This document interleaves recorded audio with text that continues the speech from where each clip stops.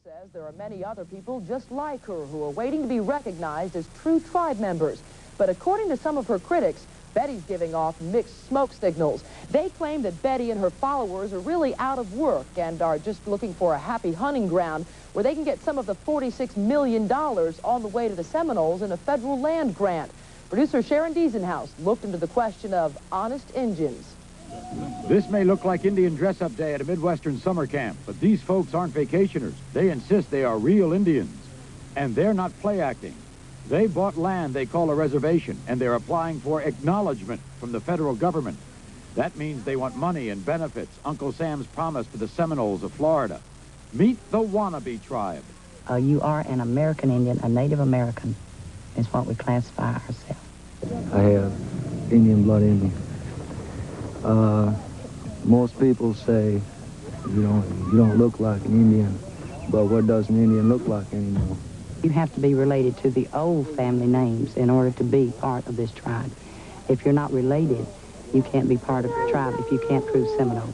If Indian wannabes can prove they're Seminole on the official government Who is an Indian rolls, they stand to gain a lot.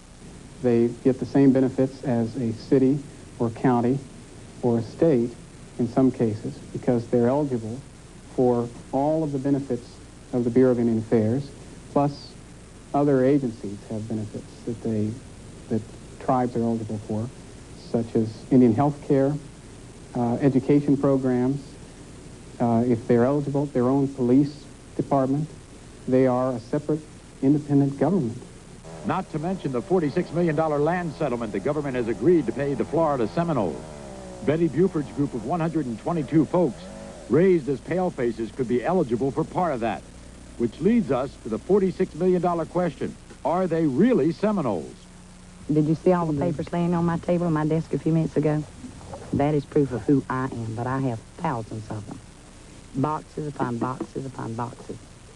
Because you have to have all that. You don't just get one paper and say, hey, this man was an Indian, he's related to me. Because it goes back and it tells what tribe the person was from, and that's how I myself am Cherokee. But wait, didn't Betty Buford say they were all Seminoles? Maybe this man's confused. After all, the first time the chief applied for federalization, she applied as a Cherokee. We were aligned with them, but our group has never, my tribe has never put in for federalization. His tribe did, but mine did not. The Confederacy, as a group, petitioned for recognition. We denied them because 4 of the 7 criteria were not met. Later, she said that they were not authentic, and as we understand it in her letters, she had her band break off from that earlier group and then try and re-petition. We still recognize them as part of that original group. The federal government provided a current affair with several requests submitted over several years under several names, all of which were signed by Betty Buford, and all of which were refused. I don't know if she's in it just for money. I don't know if she's in it for quote-unquote power. I suspect it's more than likely a little of both, or a lot of both. Don Martin says he's 1/4 Cherokee, but he and several others left Betty Buford's group 5 years ago because her meetings felt more like power powwows than spiritual gatherings. It got to where every meeting they were talking about the land fund, the building fund. What can we do to get federal recognition? Newton Williams is now chief of the new tribe. We work for a living. We earn what we got. We didn't get it from begging. We didn't get it from applying for grants or anything else from the federal government because we are part Indian. No, we work for what we got. And you think they're not willing to? Well, have you seen them? We're going to set up not only the trading post and all that goes in it, we're going to have a leather manufacturing company also where we will ship moccasins like the other companies do. Without government money, these great plans for the Ocklawaha band could go up in one big Seminole smoke. And how does Betty prove these folks are Seminoles anyway? In order for us to even let them fill out an application, we'll take their history chart, their ancestry chart, and we will check them out. And very few times we do find, yes, that they are our distant relatives. What a coincidence. A current affair was only allowed to meet about 20 of the tribe's members. We were told the other 100 had the flu or didn't live on the premises. But of the 20 we met and the 6 we were allowed to talk to, 3 just happened to be long-lost relatives of Betty Buford. Some friends told us, the tribe was out here.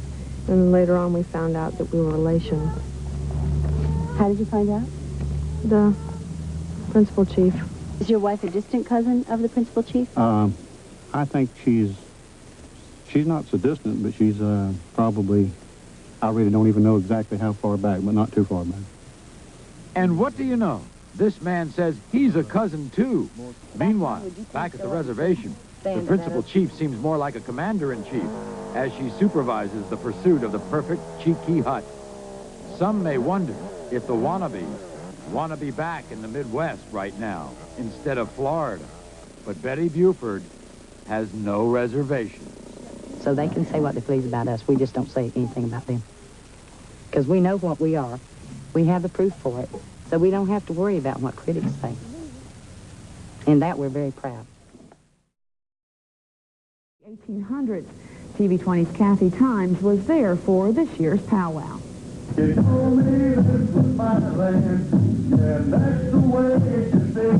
sun was hiding, but native dances brought warmth to the Cooey-Harjo Reservation today. The annual celebration allows Indians from throughout the U.S. to trade goods and just have a good time. This was John Running Deer's first powwow in the South. He brought along some rare Indian music. I have a large selection of native tapes, all Indian music, flute music, powwow music, and different types like that, which is very hard to find, and there are very few people in the country that carry it, so that's one of the things that I carry around to different people. There were also plenty of goods made from leather, beads, and animal skin. But as the business of trading and dancing continues, the people of Cooey-Harjo will also take time to remember their leader. We honor him once we have it every March. And it's very important to the Indian people because as you see, a lot of out-of-state Indians are here today setting up, and they come just to honor Chief Cooey-Harjo and to honor his descendants, which we are. Cool winds and scattered showers put a damper on this year's powwow. But Buford is still expecting some Native Americans to come in from Florida and Georgia tomorrow for the last day of the celebration. Kathy Times, TV20 highway News. Signs pointing the way. County commissioners thought they'd sidestep this controversy last year, but as TV20's Barbara Johnson reports, they're still in the line of fire. Chief Little Dove Buford is getting tired of defending her Indian heritage and her reservations. After questions were raised last year about the reservation's authenticity, Marion County added a footnote to its highway directional sign. The non-federal signs only recognized the fact that it was not a federally recognized, as they call it, an Indian reservation, and didn't really solve anything. And now this other group of Indians, which is an organized student group of Indians, is they've taken affront to that, and they want the signs pulled down because they don't feel like they are recognized federal Indian reservation. Chief Little Dove says bigotry is behind the complaints. My people has not bothered anyone, but yet they are getting rebuttal now from a white woman and a white organization that is only studying to be Indians and does not know the Indian way of life and has never lived it. In a letter to Marion County, the student group accuses Little Dove of just playing Indian and says she shouldn't get special privileges from the county. Little Dove says she gets no privileges. She's called a lawyer to consider pressing a hate crimes complaint. Chief Little Dove opened the reservation to the public just 2 years ago. But she says if the Marion County Commission takes down her highway signs, she'll close the gates for good. In Marion County, Barbara Johnson, TV20 News.